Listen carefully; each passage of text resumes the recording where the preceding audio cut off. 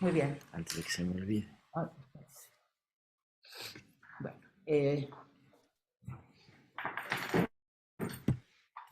vamos a comenzar el día de hoy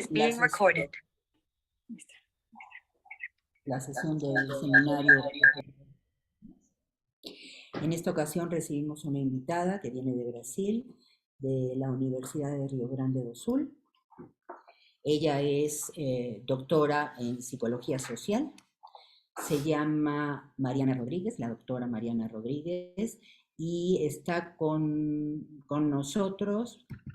Por suerte vamos a contar con ella, con su presencia, con la posibilidad de que esté entre nosotros para discutir, organizar nuevas conversaciones, nuevos giros teóricos que nos pueden interesar a todos, pero sobre todo establecer lazos con el pensamiento latinoamericano, que en general sabemos que en esta facultad no es habitual que les interese establecer lazos con el sur global, y nuestra idea es que las problemáticas, el vocabulario crítico, el pensamiento solo latinoamericano tiene que plantearse e ir a la cabeza en cierto tipo de planteamientos que nos surge no solo pensar, sino resolver. Y en este sentido tenemos hoy la presencia de Mariana. Ella intituló o tituló su conferencia Encrucijadas de la violencia por razones de género. Hoy comenzamos entonces, y que ella plantee sus temas para que dejemos que fluya un poco su pensamiento, y después le dedicamos un tiempo a preguntas y respuestas, si te parece.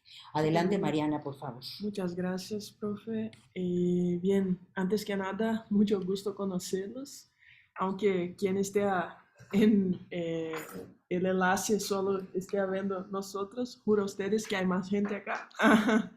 Y bueno, hoy empezamos un encuentro que es muy importante para mí, como dijo Ana María, vengo acá por una beca de integración latinoamericana, así que se sientan muy libres para cuestionar, para criticar, para lo que quieran. Y bueno, empezando eh, por el idioma, escribí, así no voy a perderme, y cualquier cosa pueden interromper, preguntar, si quieren libres.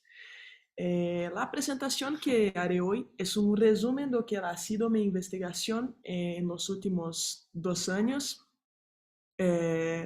cuando comencé mi doctorado en Psicología Social Institucional en la Universidad Federal de Rio Grande do Sul, en Brasil.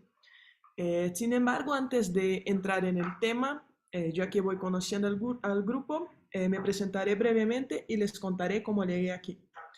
Mi nombre es Mariana Rodríguez, tengo 29 años, soy psicóloga, también me gradué en Derecho y me dedico a la investigación en el área de estudios feministas de género y sexualidad desde que empecé mi carrera académica, es decir, hace unos 10 años.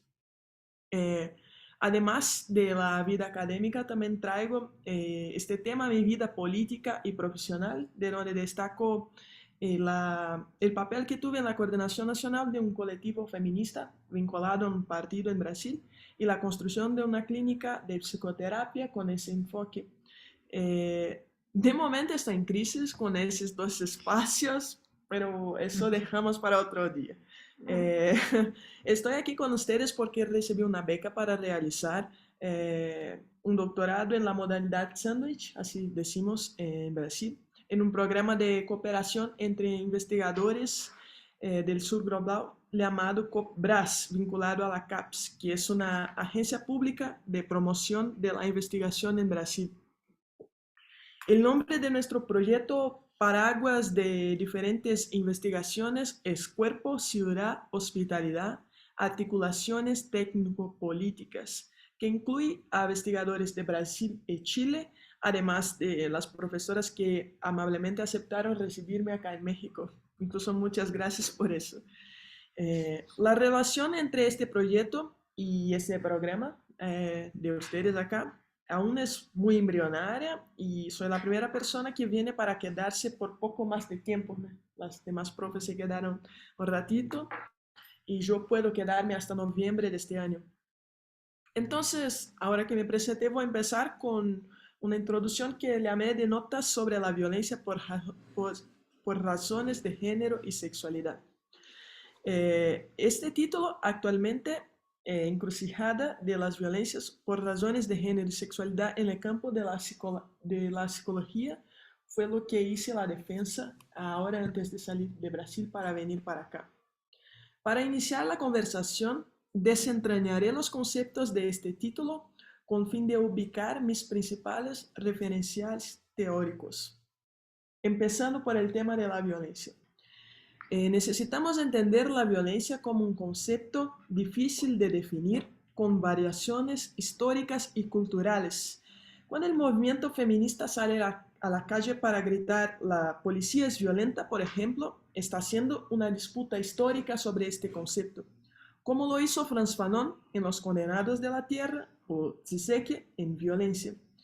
En esos tres casos, la idea de violencia adquiere una dimensión estructural, escapando por completo a la concepción más popular de la violencia como un comportamiento o gesto particular inmediato que necesariamente deja marcas físicas. La violencia puede ser eso, pero puede ser mucho más. Una conocida lectura que nos ayuda a ilustrar los movimientos en la historia de la problemática de la violencia es El Calibán y la Bruja de Silvia Federici. En uno de los capítulos de este libro, Silvia nos cuenta los cambios que se produjeron en las relaciones entre hombres y mujeres en un pueblo llamado Inus, debido a la llegada de los europeos al actual norte de América. Uno de estos cambios consistió en la incorporación de métodos de agresión física y encarcelamiento de las mujeres rebeldes, es decir, aquellas que se negaban a someterse a los hombres. Asumir una corporeidad de dominación no solo en la relación con la naturaleza y las cosas, sino también en las relaciones interpersonales era una condición sine qua non. Se desarrollaría una lógica de expansión mercantil en la región. Precisamente uno de los puntos positivos de esa investigación de Silvia es incitarnos a analizar el entrecruzamiento entre los modos de acumulación primitiva del capital y la formación social de un sistema de sexo-género, que influiría directamente en las formas de ser y vivir de la región acá en adelante, cuyo producto más notorio sería, por tanto, la modulación de un ser masculino y el ser femenino. El hecho es que este tema de la violencia ha sido abordado de diferentes maneras a través de diferentes perspectivas epistemológicas y metodológicas. Por ejemplo, investigadoras como la argentina María Lugones, la brasileña Sueli Carneiro, entre otras, hacen un aporte ineludible al tema al analizar la formación social de un sistema sexo-género desde una perspectiva étnico-racial. En general, los estudios que se van por este camino, o sea, sobre colonialismo, colonialidad, parten de una crítica al movimiento feminista clásico por una homogeneización de la mujer, o en otras palabras, por hacer en uso de una idea universal de la mujer y ignorando por completo las marcas de la violencia colonial y del racismo estructural. Ya desde un punto de vista de investigadoras como Carol Adams en su Política Sexual de la Carne por una teoría crítica feminista vegetariana, vamos a tener un otro camino para el estudio de la violencia, que está relacionado con el intento de dominación de la humanidad sobre la naturaleza y las cosas. De todos modos, no es mi intención agotar las diferentes formas de iniciar un estudio sobre la violencia de género y sexualidad, aunque sí me gustaría demostrarle un poco de lo que tengo planificado en mis pensamientos y que tienen influencia sobre el hacer de mi investigación. Bien, en todos estos diferentes estudios es posible encontrar aproximaciones o transversalidades sobre la cuestión de la violencia. Pero también hay que destacar las diferencias que nos ponen delante de verdaderas encrucijadas, en especial para quien como yo ha partido del pensamiento crítico del movimiento obrero. que es donde viene mi actuación política. De alguna manera, pasar por esas encrucijadas me convenció de que hola, ¿todo bien? De que el estudio teórico del tema de la violencia es relevante. Es que para el movimiento feminista la disputa por este concepto de la violencia es fundamental, principalmente porque la imposición de una forma de ser mujer como la conocemos hoy como norma en el mundo occidental, o en otras palabras, la fundación de una sociedad cis heteropatriarcal, tuvo como uno de sus presupuestos la naturalización de diversas formas de violencia por razón de género y sexualidad. El efecto de este proceso de naturalización, se puede sentir de múltiples formas, como por ejemplo a través de los innumerables reportes de mujeres en situación de violencia que tienden a ser silenciadas, ignoradas, incluso ridiculizadas por las instituciones y la población en general, porque ese tipo de violencia por razón de género y sexualidad simplemente no es reconocido. También por ello, en las últimas décadas se han producido movilizaciones en varios países para ampliar el concepto de violencia presente en la legislación, abarcando tipos de violencia como la psicológica y la patrimonial. En Brasil estos cambios se dieron luego del fusible, en portugués decimos estupim, internacional del caso María da Penha, quien hoy da nombre a la ley que regula la violencia doméstica de género en el país. El Estado brasileño fue penalizado por la Corte Internacional por la ausencia de medidas de protección para mujeres en situaciones de violencia, principalmente en el ámbito familiar, tras la reincidencia de agresiones contra María da Penha por parte de su marido, que la dejó parapléjica. El caso ocurrió en la década de 1980 y 1990, fue más de una vez, y la ley fue promulgada solamente en 2006, la primera ley específica de género en Brasil. Hoy la ley María da Penha opera sobre la base de 5 tipos de violencia: la física, psicológica, moral, patrimonial y sexual. Otros países sufrieron cambios significativos en este periodo, como mismo México. A finales de la década de 90, una investigadora y posteriormente parlamentaria mexicana, Marcela Lagarde y de los Ríos, analizó casos de mujeres violadas y asesinadas en la región de la ciudad Juárez y comenzó a defender el concepto de feminicidio para tipificarlos. Este concepto ya fue utilizado por la investigadora sudafricana Diana Russell, pero no tenía fuerza de ley en los países latinoamericanos. Volviendo a Brasil, fue recién en 2015 que se tipificó como delito el feminicidio.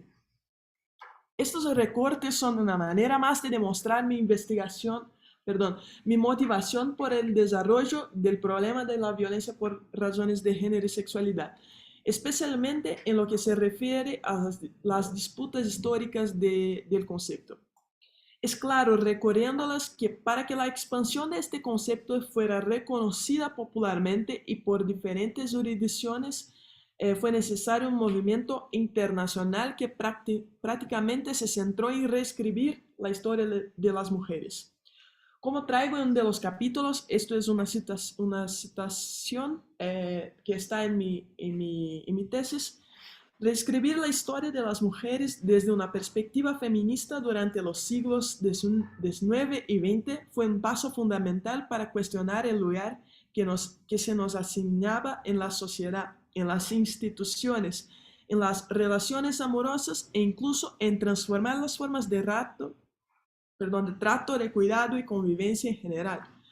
Hay un importante artículo de John Scott, Historia de la Mujer, que sistematiza muy bien el impacto de este movimiento en la historiografía tradicional, la ciencia y otras disciplinas centradas en la normalización del ser mujer. Cerrando la citación, pero no solamente me gustaría sistematizar esas contribuciones, sino también construir otras maneras de exponer el problema de la violencia, un poco más cerca de la realidad donde vengo y trabajo. Para eso empecé 3 ensayos que se llaman El asesinato de María do Carmo, Historia sobre la doma del caballo y En el terreno de la psicología en medio a la depresión y otros síntomas actuales.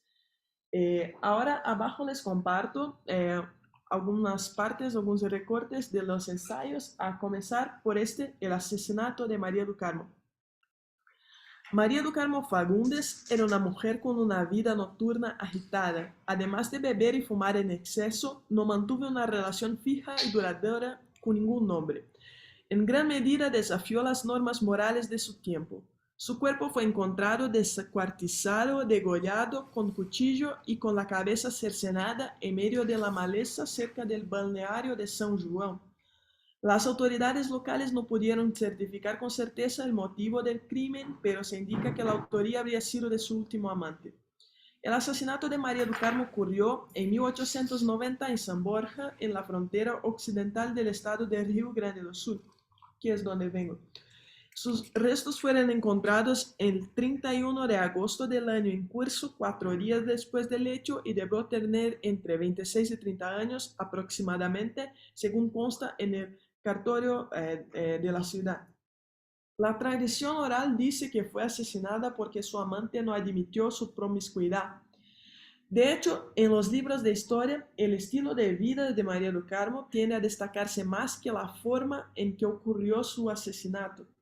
Al mismo tiempo que María do Carmo fue caracterizada como irrespetuosa y amoral por el barrio, también fue reconocida como una muy buena persona por ser solidaria con otras mujeres que necesitaban de cuidados.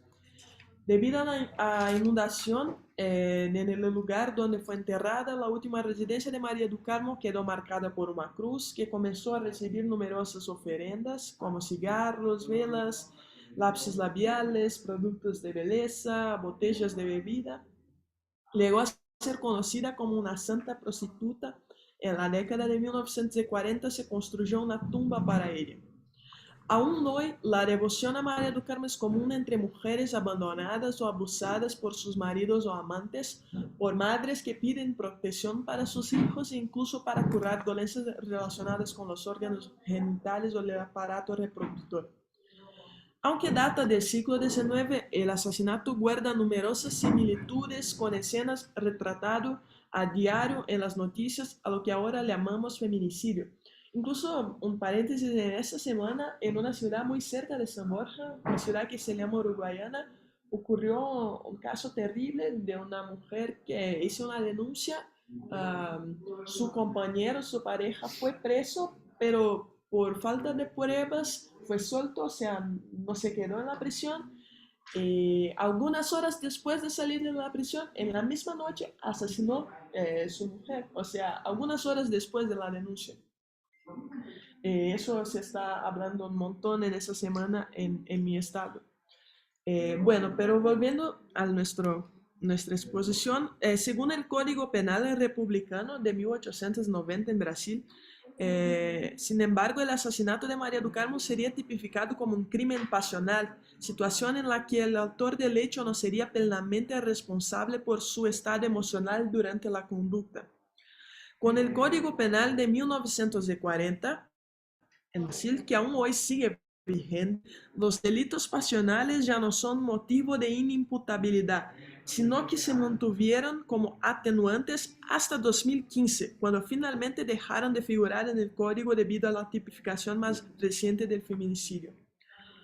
Por un lado, recordar la historia de María do Carmo es como una forma de sacar de la abstracción la discusión sobre la violencia, nombrar el problema. Por otra parte, es un medio para organizar el análisis del contexto en el que se dan determinadas situaciones. No cabe duda de que en un país de dimensiones continentales, no solamente Brasil, pero también México, existen innumerables particularidades regionales. Pero como ya hemos señalado, también existen una serie de cruces comunes. Por esta razón, la atención se centra en el análisis de la formación social a partir de un lugar específico. Bueno, ahora empiezo a contarles un poco del segundo ensayo, que se llama Historia sobre la Doma del Caballo. No sé si puedo seguir, se hacen las cuestiones al final o si hago un paro. Entonces sigo. ¿Qué prefieres tú? Prefiero seguir, en verdad, porque las cosas se cruzan después. Bueno, los equinos Especialmente caballos y yeguas fueron durante mucho tiempo una de las principales herramientas de trabajo y subsistencia en el territorio pampeano. Llamamos Pampa una parte de la región de mi estado donde viene María do Carmo también, que es como con un montón de pasto de campo. Por eso decimos pampeano. Gracias a la fuerza de estos animales era posible utilizarlos como medio de transporte en camperadas, viajes e incluso intercambio de víveres entre pueblos que ocupaban distintas regiones. La relación entre un gaucho, que es como quien vive en ese estado del Río Grande do Sul, y un caballo es tan intensa y romántica que ha surgido una figura mítica, el centauro de Pampa. Centauro es un ser híbrido que mezcla elementos de los cuerpos humano y equino. Detrás de la idea de un centauro de la Pampa está la afirmación de una relación inseparable entre el hombre y el caballo, basada en una condición de existencia que prácticamente funda su ser, es decir, sin la cual no sería posible sobrevivir. Sin embargo, lo cierto es que los caballos son animales salvajes, por lo tanto difíciles de domesticar, por lo que su relación con los humanos es siempre bastante distante y poco natural, incluso ni siquiera son de este continente. ¿Cómo se convirtió este extraordinario animal en parte inseparable del gaucho durante tanto tiempo? Tan evidentes como estos hallazgos parecen hoy, los traigo a la luz para finalmente contarles una breve historia sobre la doma de caballos en Río Grande do Sul. La doma es una técnica de domesticación del animal, un medio para hacerlo dócil y obediente para que pueda ser montado. Por cierto, montar a caballo o en yegua requiere tanta técnica que lo han convertido en un deporte olímpico, la equitación. En la equitación los caballos se portan muy bien, muy diferente a lo que se ve en los rodeos organizados por centros de tradición gaucha. Podríamos extendernos, pero el tema central aquí es solo ilustrar que hay diferentes formas de domar caballos y yegua. En la versión completa de este ensayo traigo escenas que ilustran dos de las principales técnicas de domas, que es la doma tradicional, donde se hace uso de muchísima violencia, se quiebra esta parte del cuerpo del caballo. ¿Cómo le llaman esa parte del cuerpo? O más, La quijada. quijada, ok. Se quiebra la quijada. Maxilar inferior. Eso. Ok, perfecto. Se hace uso de muchas técnicas así, muy violentas, y hay más recientemente la técnica de la doma india, que fue una manera de los indígenas se relacionaban con el cuerpo del caballo como una seducción del cuerpo del animal. Había un poco de fuerza, pero no de ese tipo como para quebrar o intentando no tener dolor en el caballo. Bueno, pero independientemente de la técnica y el grado del sufrimiento impulsionado, las escenas retratan una relación muy tensa entre el ser humano y el animal, que a pesar de las variaciones contextuales simbolizan diferentes intentos de dominación. En el caso concreto de la historia de la doma del caballo, desde la captura para el transporte de un continente a otro, pasando por el uso bélico y comercial del animal, podemos concluir que se trata menos de una historia de caballos y más de una historia sobre la humanidad. Ahí terminamos ese ensayo, vamos para el último ensayo que se llama En el terreno de la psicología, en medio de la depresión y otros síntomas actuales. En algún momento las cosas van a cruzar, les prometo. ¿Qué puede delimitar el campo de acción de la psicología? El estudio del alma se nos enseña a decir. Ahora, ni siquiera el nombre puede ayudarnos con la pregunta. Por el contrario, es suficiente para llevarnos a infinitas abstracciones. Se podría argumentar, fiel a Descartes, que trabajamos con la mente humana, como si la mente y el cuerpo pudieran dividirse, como si el cuerpo no fuera más que una prisión del alma, como enseñó Platón. Podríamos intentar la ruta de la historia. Recuerdo que hace unos años, en un concurso público para ser psicóloga de un municipio en Brasil, tuve que responder quién había fundado la psicología. Entre las alternativas estaban Freud y Skinner, pero Wundt fue la respuesta correcta. Conocemos a Wundt en los primeros semestres del curso de psicología, ya que fue el fundador de un laboratorio. También aprendimos que la psicología llegó a Brasil no a través de los laboratorios, dejando en un segundo plano esta tradición experiencialista frente a los consultorios clínicos. Entonces, tal vez podríamos decir que los laboratorios y las oficinas son parte del terreno de la psicología. Acá incluso en México la psicología, el curso, el grado empezó dentro de la Facultad de Filosofía y Letras de la UNAM en los años 40. Pero no es suficiente decir solo eso, porque hoy vemos la psicología como multifacética en un pequeño centro de salud, en un gran hospital, en una asociación comunitaria, en una escuela, en un juzgado. Mirando rápidamente, parece que donde hay gente hay un poco de psicología. Entonces, ¿serían las personas el terreno de la psicología? En medio a esas complejas cuestiones y otras que son presentadas en ese ensayo, las preguntas que traigo para ustedes acá son: ¿cómo podemos trabajar la violencia en un campo como ese de la psicología? Podríamos hablar de otros. ¿Qué herramientas hemos desarrollado ya y qué otras podemos desarrollar? ¿Qué puede hacer un psicólogo ante el problema general de la violencia y en particular de la violencia de género y sexualidad?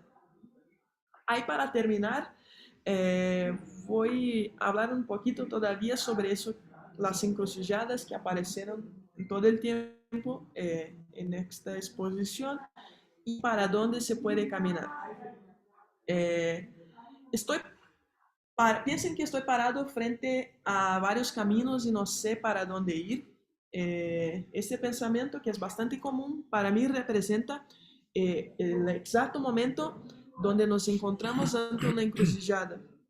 Vuelvo a ello en este punto para tratar de describir el sentir, el sentimiento de una psicóloga como yo, que comienza a guiarse por saberes producidos lejos de la formación en psicología, como es el caso de quien decide incursionar en el universo de los estudios feministas de género y sexualidad, y luego volver a la actuación profesional.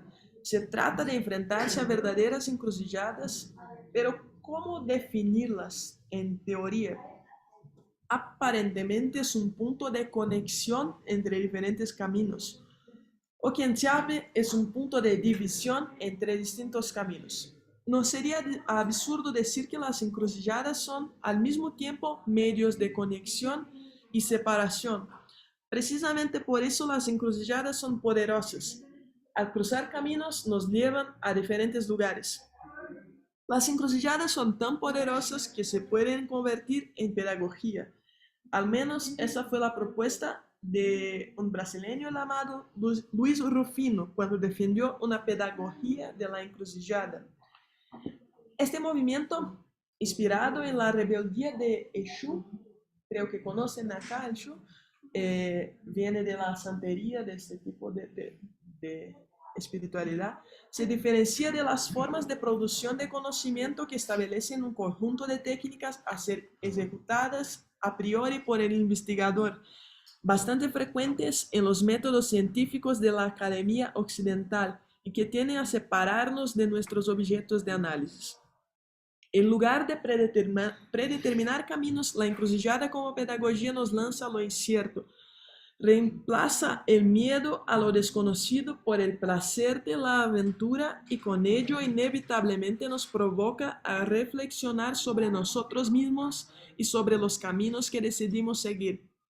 Ante las incertidumbres o en este mismo momento en que los caminos se cruzan para poco después distanciarse, ahí donde emerge la encrucijada, es en este momento que se abre la posibilidad de reinventarse y construir caminos alternativos.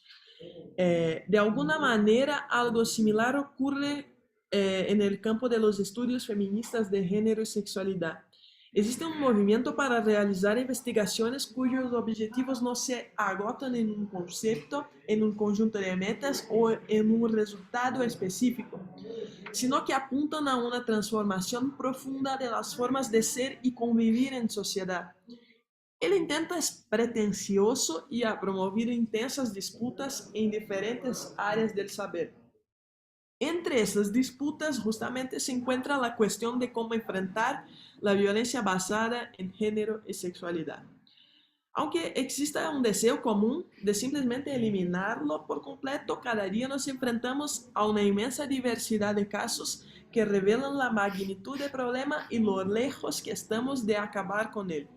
El creciente número de denuncias, la ampliación de las movilizaciones y el reforzamiento de las campañas contra la violencia parecen ser al mismo tiempo un indicio de progreso y una advertencia de peligro. Por ejemplo, en Brasil en las últimas 2 décadas, las crecientes movilizaciones llevaron al establecimiento de legislaciones específicas, como la Ley María da Penha y la tipificación penal del feminicidio. También jurisprudencias como la criminalización de la homofobia, el permiso de personas trans para rectificación de registro civil, la construcción de políticas públicas como los centros de referencia de la mujer y la ampliación de pautas de atención en el Sistema Único de Salud más allá de la salud reproductiva. También es cierto que los movimientos de reacción no fueron inertes a este fortalecimiento. Uno de los productos más notorios de esta coyuntura es un movimiento que llamamos Escuela Sin Partido en Brasil, que reunió a líderes institucionales y populares con el objetivo de frenar el avance de lo que llamaron ideología de género. En el mismo campo surgieron otros movimientos impulsionados por la elección de un presidente aliado, Jair Bolsonaro y su coalición neoconservadora. Bueno, a pesar de la reciente derrota electoral de Bolsonaro y los cambios en las políticas de gobierno que inevitablemente se producirán, uno de nuestros problemas de partida es que existe una base social muy sólida y articulada en torno de eso que se ha denominado de la coalición cristiana neoconservadora, con muy buenos objetivos establecidos en torno a la lucha contra el feminismo y cualquier posición ética similar. Se trata de un movimiento internacional y las cuestiones de género y sexualidad son elementos programáticos centrales de esa articulación. Uno de los eslabones de conexión de esta base social es el fortalecimiento de las familias desde un punto de vista convencional. Perdón, te corto. Nada más Claro, claro. Que no digas tradicional, un patriarcal. Patriarcal, perfecto. Desde el punto de vista patriarcal, a través de un contexto de reducción del poder estatal y aumento de la desigualdad. Eso en Brasil es donde estoy hablando. El hecho es que una especie de moralización conservadora se propagó durante las administraciones neoliberales en América Latina como un todo, favoreciendo el surgimiento de movimientos antidemocráticos centrados en la restricción de los derechos sexuales y de género. Por lo tanto, cualquier acción que se desarrolle en este ámbito se lanza a un verdadero campo de batalla. Al mismo tiempo, otro problema inicial es que tenemos suficiente evidencia para ver hasta qué punto la violencia por razón de género y sexualidad es un tema histórico e estructural, es decir, transgrede el marco coyuntural o cualquier particularidad momentánea. Si por un lado aliados del conservadurismo insinúan que estas encuestas se reducen a ideología de género, por otro lado los estudios feministas de género y sexualidad apuntan exactamente lo contrario y demuestran cómo se forjó el sistema de sexo-género dominante, apoyándose en grandes aparatos de guerra, derecho y otras tecnologías de dominación, instituidas en Brasil y también en México desde nuestra colonización. Este hallazgo abre las múltiples facetas del problema de la violencia y eleva el objetivo de desarrollar estrategias de acción a un nivel extremadamente controvertido. Bueno, yo elegí en mi tesis el terreno de la psicología para abordar los diferentes problemas de partida debido a la centralidad que la disciplina adquirió en el tema, especialmente a partir de la década de 1950, cuando sirvió como instrumento para justificar la hospitalización en manicomios de personas cuyo género y sexualidad fueron atestiguados como desviados. Es curioso que a través de esta misma disciplina, décadas después, se hayan desarrollado estrategias de atención y enfrentamiento a la violencia. Incluso hoy el Consejo Federal de Psicología en Brasil es como una de las principales instituciones en defensa de una ética feminista y de diversidad y todo lo más. Por fin, habiendo presentado un poco de lo que ha sido mi investigación, debo decir que acá en mi pasantía por México estoy dispuesta a descubrir nuevas encrucijadas y explorar caminos aún desconocidos. Por lo tanto, esta presentación es menos una exposición y más un llamado, una invitación para que todos y todas que estén interesados en compartir sobre ese tema se acerquen para cambiarnos algunas ideas. Y es eso. Muchas gracias. Muy bien. No, muy bien. Te agradecemos mucho. Si quieres, esto sería lo que vas a leer mañana también. Sí, pues estoy pensando, a ver con ustedes.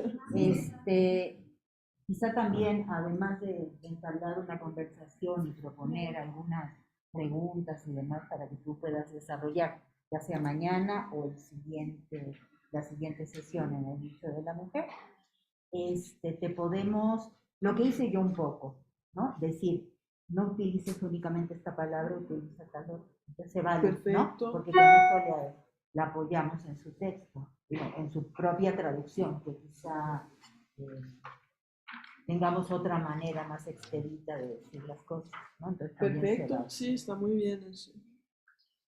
Aunque tradicional y patriarcal casi tiene significado lo mismo en este contexto. ¿Verdad? Claro, pero como no se sabe, y como esa es una de las discusiones y uno de los problemas, Precisar.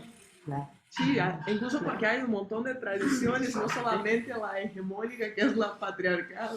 Y en el caso de América Latina, en el caso de Brasil o de México, donde algo queda de familias tradicionales indígenas, que no necesariamente responden al esquema patriarcal que hemos trabajado teóricamente desde la segunda mitad del siglo pasado, es decir, desde los años 60, los feminismos han insistido que la familia patriarcal tiene tales y tales características, pero nunca la han analizado en grupos que no sean europeos, ¿no?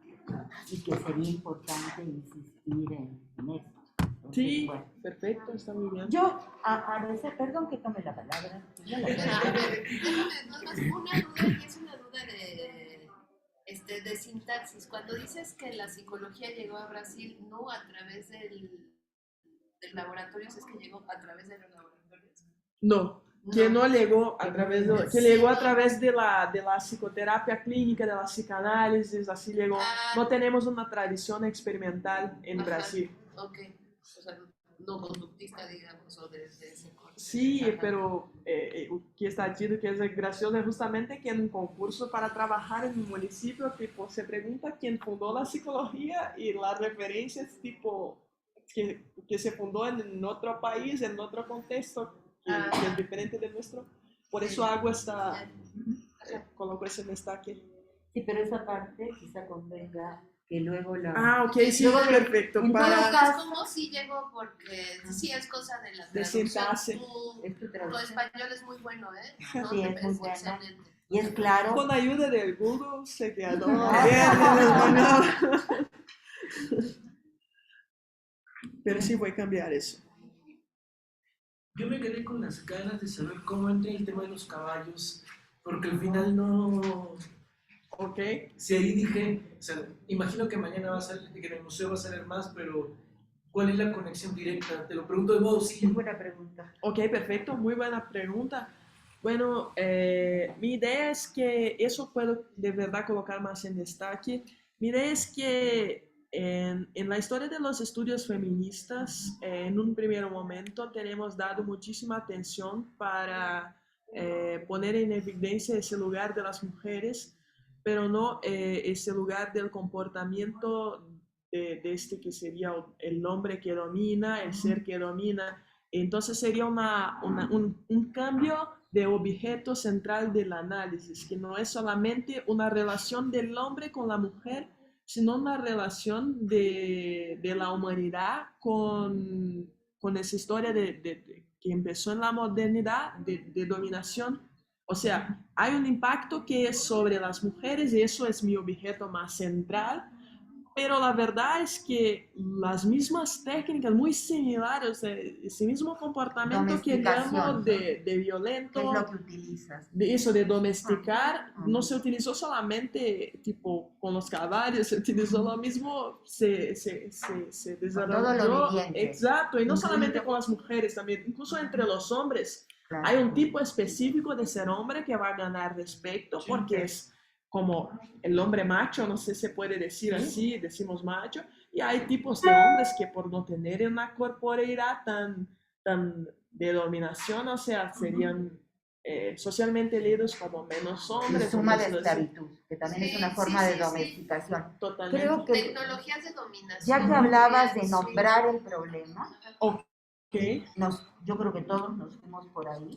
O sea, tu primera tarea es nombrar el problema y luego pasar a explicarlo y ver si se puede resolver y de qué manera. En nombrar el problema te conviene plantear algunos conceptos que merecen atención. Te has dedicado sobre todo a violencia, pero aquí, y gracias a esos ensayos que estás introduciendo, domesticación, yo creo que sería importante, porque te permite conectar el cuerpo de la mujer con la domesticación de territorios, en el entendido de que las comunidades indígenas mexicanas, por lo menos, y sé que también en otras partes de América Latina insisten en que el cuerpo es un territorio de dos maneras. Uno, porque fue tratado por la colonia como territorios para ser dominados, ¿no?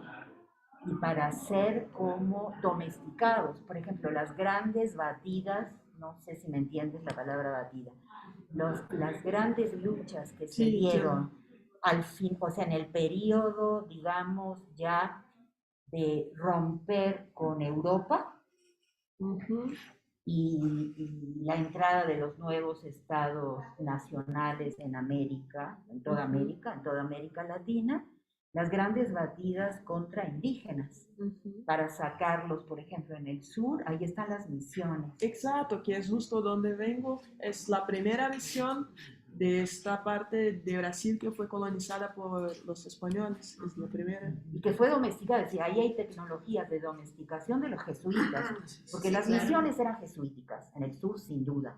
Entonces, Liliana quiere. la palabra domesticación Liliana quiere. debería ser un concepto con Allá el que adentro. terminaras la lectura del ensayo, pero que dijeras entre nombrar, si estamos nombrando la violencia para problematizarla, también la domesticación, porque hay grupos que pueden insistir que decir que se domestica a las mujeres en la lucha entre las propias feministas, ¿no? Que no les gusta esa palabra, pues, ¿no? Pero tú podrías insistir con el ejemplo del caballo, que es muy bueno. Hay cola, Sí, hay una Liliana persona Ugalde ahí, quiere. ¿Alguien que está Ajá. aquí? yo también. Primero, Después. antes que la... Bueno. Sí, Liliana. Gracias. Sí, de hecho, a mí me llamó la atención justamente, bueno, ahorita que ya te mencionaron que puedes como nombrar tal cual el concepto, el de tecnologías de dominación, y enfatizar un poco la relación, porque sí hay una relación entre tu primer ensayo y el segundo, el de asesinato de María du Carmo y el de la doma de caballos, porque finalmente cuando estás mencionando el por qué mataron a María du Carmo, parece ser que pesa más el estilo de vida de María, que era justamente esta mujer salvaje que no se ajusta a las ideas de una pareja como debería de ser, ¿no? Y que a lo mejor sería como esta idea de la mujer salvaje, la mujer que no se adapta, la mujer que no se está ajustando a estos ideales de una mujer buena, y que a lo mejor esta idea que la complementas con la de los caballos, ¿no? Que cuando que mencionas que justamente la idea del caballo es o su potencia o por qué mencionar un caballo y no otros animales, es que al caballo se le ha relacionado con la idea de ser salvaje y que además de todo es difícil, es complicada su domesticación. Entonces, a lo mejor sí hay una relación, yo sí veo la vinculación entre este primer ensayo y el de los caballos, a lo mejor desde esta idea de la dificultad de domar a alguien, ¿no? de domesticarlo. Y obviamente el concepto que va de raíz, o que está enlazando ambos ensayos, es el de tecnologías de dominación que ya te mencionan las doctoras. Perfecto, está muy bien. Y de domesticación, bueno, yo después, porque hay cosas para... Ok. Por favor. ¿Quién te la palabra? A mí lo que me llamó la atención precisamente sobre la cuestión de la doma del caballo es que no solamente en lo que se refiere a animales, sino que inclusive en nuestra cultura lo que están haciendo es rompiendo el espíritu de, y eso no se da solamente a las mujeres. O sea, la religión, por así decirlo, ¿qué es lo que hacen para tratar a las personas rebeldes, niños, niñas, etcétera? Le rompen el espíritu. Y al caballo lo que le hacen es que le rompen el espíritu y así lo dominan.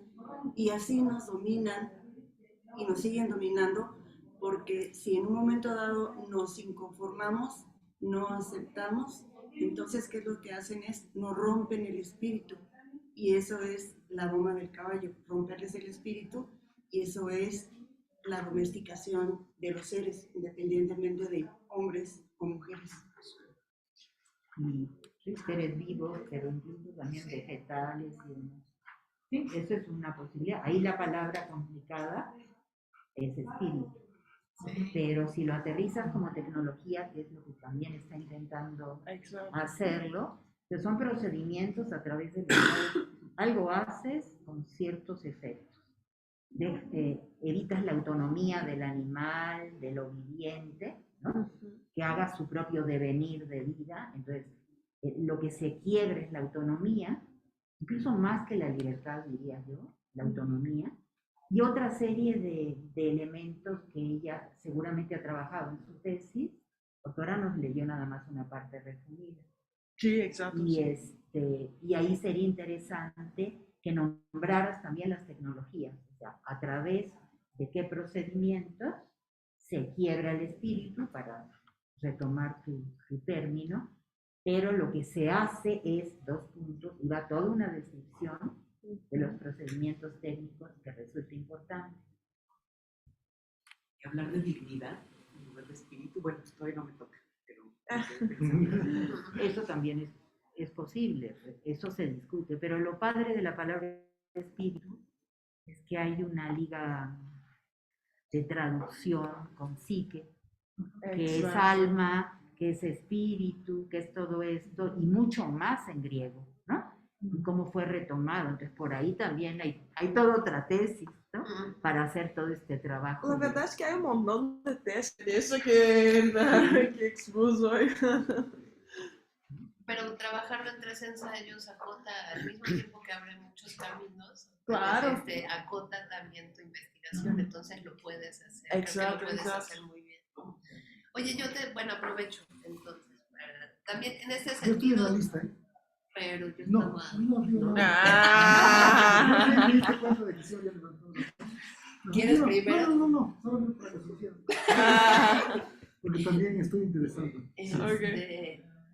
En este mismo sentido, si te parece bien y si lo crees productivo, te intervendría mañana en el Museo de la Mujer. Okay. Entonces, algo que salió ahorita, y como salió ahorita va a ser lo primero que te pregunto, ¿no? Para que tú consideres. Domesticación es un término que usas y bueno, y te hemos propuesto hablar de tecnologías de domesticación, porque así lo hemos trabajado también nosotras, ¿no? Desde una particular postura frente a las tecnologías, digamos, de constructiva.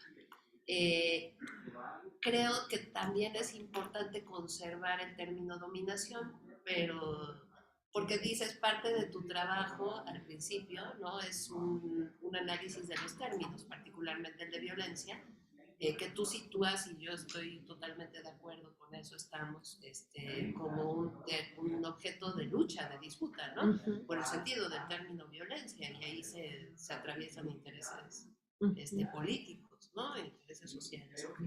Entonces, si creo yo, conviene conservar los dos, domesticación y dominación, ¿no? Te decía Ana María, no dejes fuera el tratamiento de los esclavos. también, ¿no? En la historia colonial de Brasil y también de México, ¿no? Porque creo yo las tecnologías que se aplican para la domesticación o la dominación de los cuerpos se toman en intercambio, ¿no? Así se ha tratado a los esclavos como a los animales de carga, por ejemplo. En fin, a las mujeres, en fin. ¿Puedo agregar algo? O sea, es tu opción que hables de dominación. Está perfecto porque dices estructura de dominación, luego salió domesticación, que estuvo muy bien, ¿no? Para completar un poco el nombrar problemas, que empezó siendo violencia. Pero también habría otros que te conviene que desarrolles un poco. En este sentido de dominación, el único momento, no sé si escuché mal, donde lo planteas directamente es que la dominación es estructural.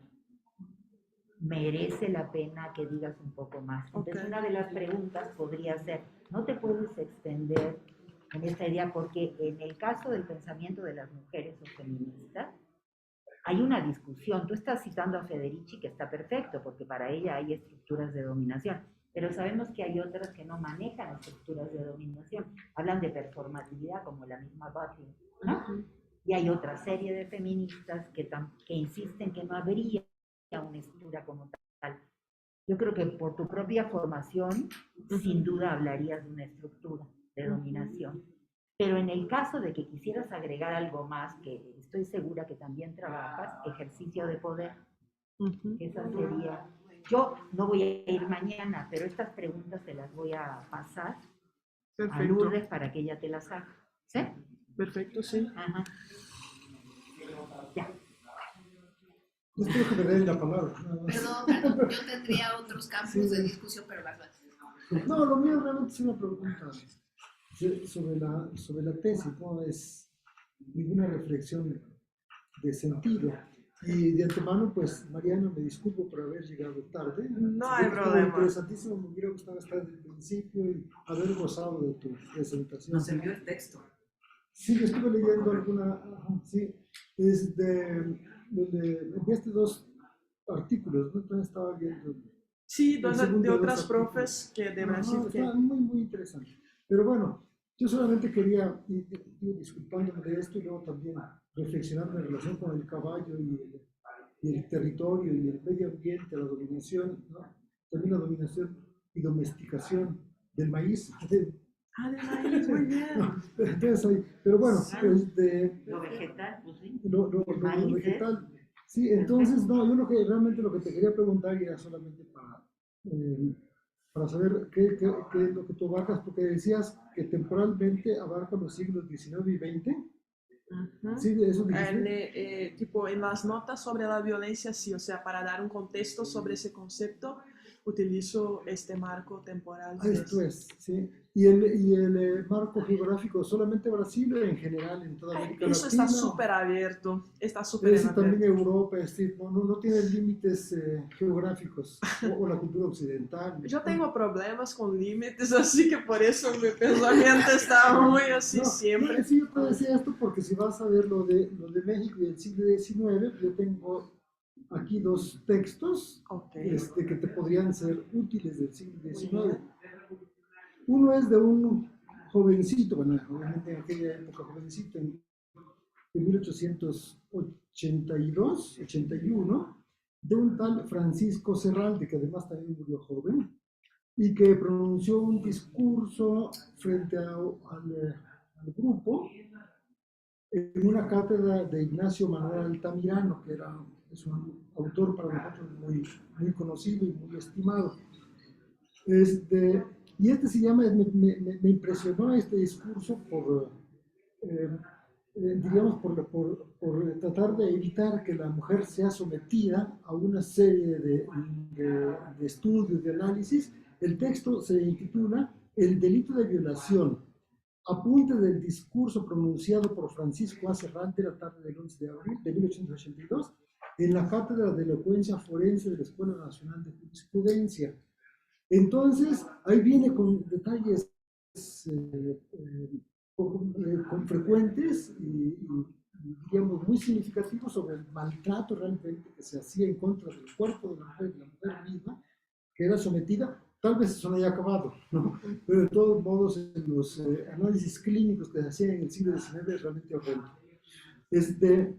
Esto por una parte, y por otra, de un artículo periodístico de Concepción Jimeno de Flaquer, que hace una crítica a Augusto Comte en un artículo que se llama La mujer según Augusto Comte. No, desgraciadamente no tengo el título del periódico, que es también de más o menos las mismas fechas.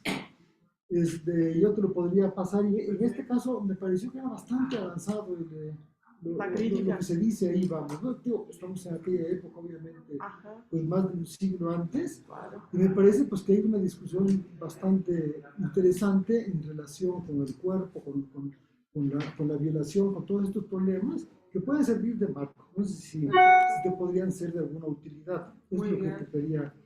Es lo que quería decir solamente. Y lo de los caballos pues, ha llamado muchísimo la atención. ¿Sí? Yo soy del ambiente de caballos, realmente. Yo vengo de salir de los caballos. Súper. Sí, perdón.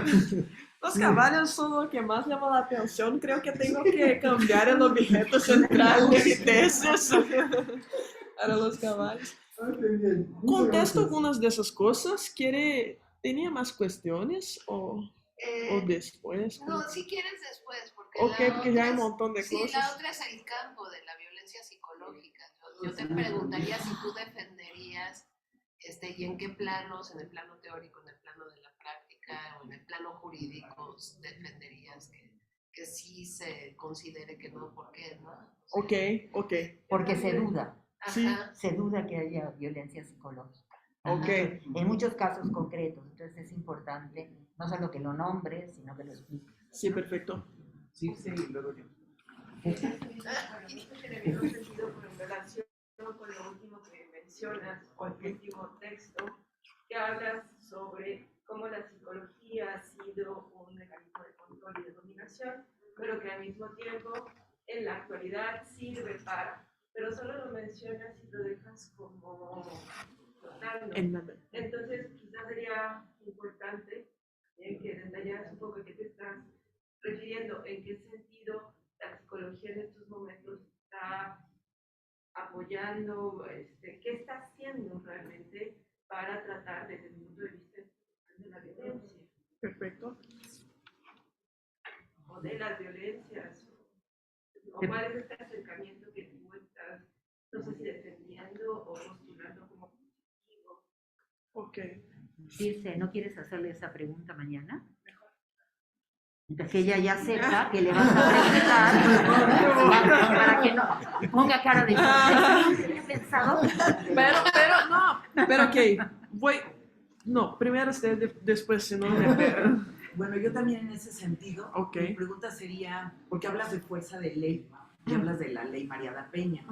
Entonces mi pregunta sería, si tú crees que ha tenido una eficacia performativa esa fuerza de ley en nombrar las tipologías de las violencias, ¿cómo lo ves allá? Es decir, porque hablas de violencia doméstica, ¿no? Y aquí ha habido una discusión si nombrarle violencia doméstica, que vendría de domesticación, o violencia familiar o violencia intrafamiliar, que va cruzada, transversal, con todas las otras violencias, ¿no? Física, psicológica, sexual, patrimonial, económica, digital, política, en la casa, en la comunidad, en la institución. No sé si has visto la ley mexicana. Sí, no, la verdad es que no conozco mucho la ley mexicana. Pero bueno, lo que yo siempre me he preguntado, y bueno, lo hemos discutido mucho, ¿no? ¿Qué tantos efectos o qué tanta eficacia performativa ha tenido sobre una transformación sociocultural en el campo de la psicología? Bueno, ahorita que preguntaba Circe, se me ocurrió eso. Con eso también. Y bueno, a mí me encantó esto de la pedagogía de la encrucijada, ¿no? Está Que bueno. la pudieras explicar más, porque se me hace bien, muy potente, pero a mí me llevó a cuando tú hablabas de proyectil. ¿Te acuerdas que tuvimos unas sesiones hace como 8 años? No, y hablamos de encrucijada. Ajá. si pudieras, cómo la estás entendiendo, porque eso Perfecto. nos puede nutrir a nuestro seminario. Sí, ¿no? Pues, perdón. No, estaba pensando a propósito de eso también, de los caminos. Entonces, no, me parece una figura muy poderosa. Ajá. Pero hay una cuestión que se me ocurre también respecto de la figura. ¿Qué pasa cuando los caminos que hay no son suficientes para dar una alternativa? Entonces, yo la pondría en relación también con la otra figura de ir abriendo los caminos. Porque muchas veces los que hay, pues no son suficientes, ¿no? Para el trabajo que se quiere hacer. No sé cómo lo piensas. Perfecto. Pues puede empezar por ahí a contestarles, porque de verdad también, ¿por qué esa pedagogía de la encrucijada? ¿Por qué estoy utilizando eso? Tiene que ver con una cuestión muy de mi propia historia, de mi investigación, porque donde yo hice mi formación en psicología, una universidad que se llama Universidad Federal de Ciencias de la Salud, es una universidad muy como dogmática en los métodos y la forma de ver la ciencia. Y bueno, después mi primera, ¿cómo puedo decir?, pasantía por el pensamiento crítico, vengo de un partido comunista y también, bueno, aunque que sean muy críticos, hay toda una cuestión del método de Marx. Pero en mi historia del estudio de la violencia fue tipo súper de las artesanías, o sea, fui conociendo las cosas no a través de un método, sino a través de múltiples experiencias que fui juntando para construir este objeto de investigación. Entonces, cuando empecé mi tesis, la primera pregunta que me hice fue, bueno, ¿y ahora? Tipo, hay un montón de métodos que no combinan, tipo, si se voy a defender eso acá en la psicología social, voy a llevar un montón de chingón de mis camaradas de partido y el contrario también va a ocurrir porque no son cosas que combinan que en la historia. Y ahí conocí un poco de la historia del pensamiento negro brasileño y de ahí viene la pedagogía de la encrucijada, porque hubo un momento de la historia de Brasil que, bueno, la historia de la universidad en Brasil es un poco más reciente que la historia de la universidad en México. Y no tuvimos algunos procesos como ustedes tuvieron, entonces eso de intentar tener muchísimo pensamiento crítico y anticolonial en la universidad es un movimiento más reciente que para ustedes, en mis estudios al menos, en lo que tengo estudiado. Ojalá en nosotros no fuera reciente. Sí. En nuestro caso también, lamentablemente. Sí, también, creo que en toda América Latina, pero en caso de Brasil, ¿qué pasó? Es que cuando las mujeres negras, los hombres negros empezaron a llegar a la universidad, eso en los años 80, 70, entonces fueron acusados por su comunidad de negras y negros de tipo que están haciendo, trayendo este pensamiento súper colonial, no con esas palabras son académicas, pero tipo, no hacía sentido una persona negra en la universidad produciendo conocimiento con los métodos y las herramientas de la universidad. Así que el problema por lo cual pasaron las primeras personas, no solamente negras y negros, pero también las mujeres en general, sean negras o no, cuando ingresaron a la universidad fue esa pregunta, pero todo lo que tengo de herramienta es tipo contra mi ética de investigación, va en contra, no hay una cosa que se combine. Entonces, Luis Rufino justamente es un súper académico, que es un investigador negro y que empezó a hablar a partir de la producción de conocimiento, las diferentes maneras de producir conocimiento y cómo de alguna manera utilizar su tránsito, su pasantía por universidad como un camino posible para bueno, encontrar respuestas, para encontrar nuevos caminos, pero no como tipo un camino lineal, o sea, no como alguien que va para la universidad para tipo desarrollar la propia universidad, sino que utiliza eso para después volver para otros caminos. Y Exu, que es una figura muy emblemática para Brasil, porque en Brasil tenemos una historia súper polémica, o sea, algunos momentos queremos terminar con el Estado, terminar con todo, algunos momentos queremos tipo el Estado a nuestro favor, o sea, nos ayudando y todo lo más. Y la comunidad negra pasó por ese problema en toda su historia, o sea, después de eso que le llaman, ¿cómo fue la palabra que utilizaste? Tipo de rebeliones, cosas así, bueno, revueltas en contra de la colonia que ocurrieron en el periodo colonial de Brasil. Cuando empezaron a se multiplicar, luego se fundó un partido republicano para los negros y negras, o sea, tipo, para de alguna manera traer eso para una disputa de Brasil. Desde entonces tenemos pensado que Brasil queremos construir, que Brasil hace sentido hablar de Brasil, o sea, porque Brasil es una idea de colonia y eso todo está muy, en ese momento están habiendo muchos choques de pensamiento en nuestra universidad porque, bien, por eso y Luis Rufino justo empezó a trabajar con una pedagogía de la encrucijada para hacer aproximaciones, porque lo que estaba ocurriendo era que estábamos matando entre nosotros, reproduciendo muy poco en conjunto. Entonces ahí las encrucijadas son para construir aproximaciones. Perdón tardar tanto para llegar hasta ahí. ¿Quieres hablar una cosa? No. Okay. Pero bien, eso de las encrucijadas, pero mañana puedo preparar algo más sintáctico, más fácil para no ser necesario hacer todo ese camino. Pero en resumen es una manera de se aventurar por esos espacios que no están hablando entre sí y producir aproximaciones, que es lo que tiene que ver con mi formación, con mi intento. Perdón. Pero no, que a mí me parece muy interesante el recorrido justamente porque plantea problemas coloniales, ¿no? Sí. De los que tú estás también introduciendo ciertas nociones a partir de... Me parece que mencionas a Lugones, ¿no? A Lugones, sí, también.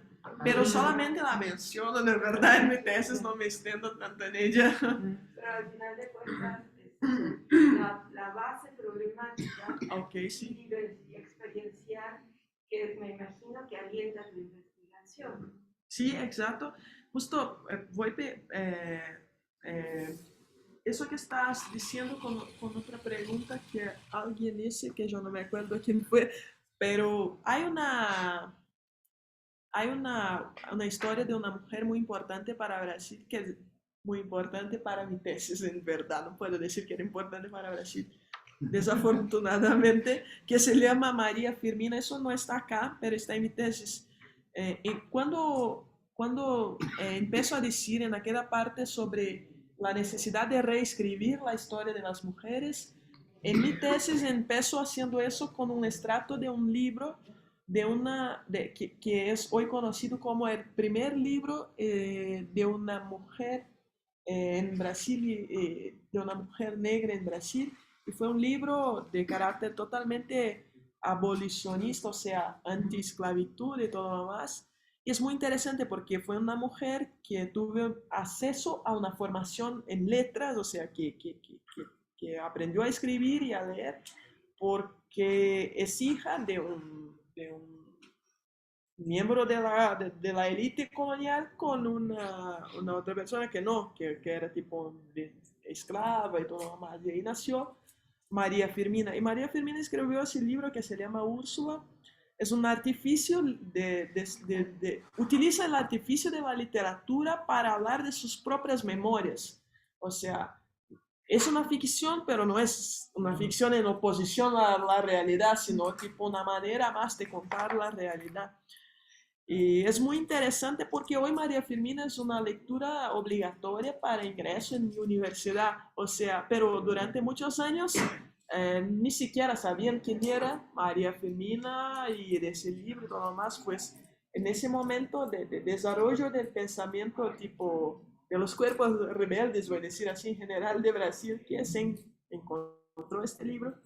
Estoy diciendo eso porque sí, en mi tesis intento hacer toda como esa parte de la formación social es muy importante para mi tesis y por eso elijo ese periodo temporal, porque es una manera, bueno, ahí está parte de la influencia del materialismo histórico dialéctico, es una manera de analizar un movimiento de la historia, o sea, una manera de vermos que la violencia no es algo natural. Y ahí quiero platicar un poco con la pregunta de, perdón, me olvidé su nombre. Herminia, de Herminia, que es sobre la cuestión del espíritu, que creo que hay el mismo problema, o sea, como no quiero partir de una idea esencial de violencia, así como no quiero partir de una idea esencial del espíritu.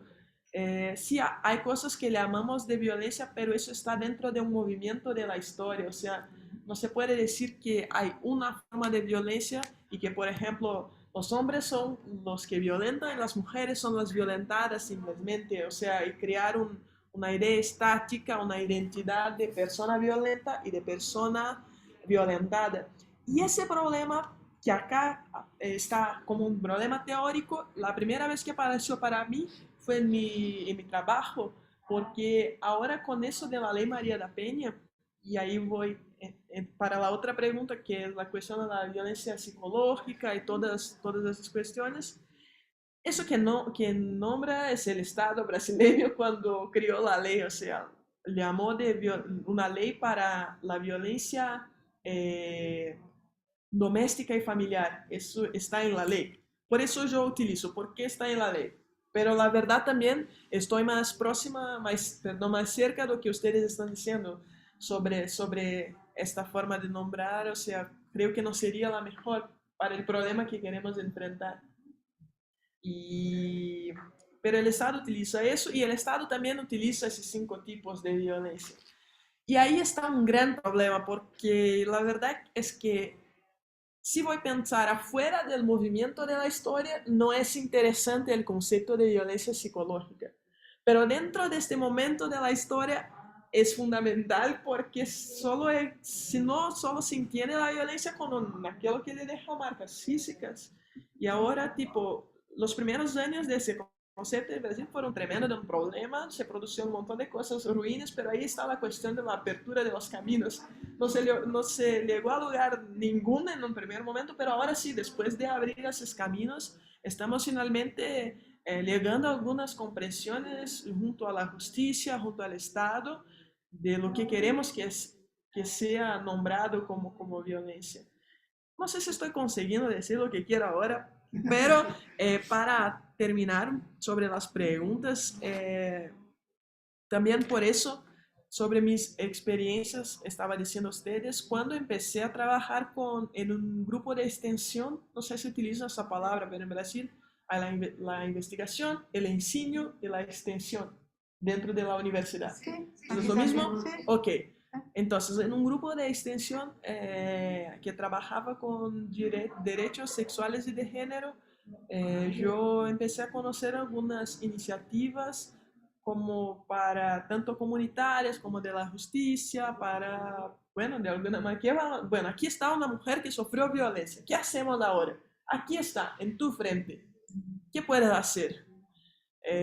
Incluso teníamos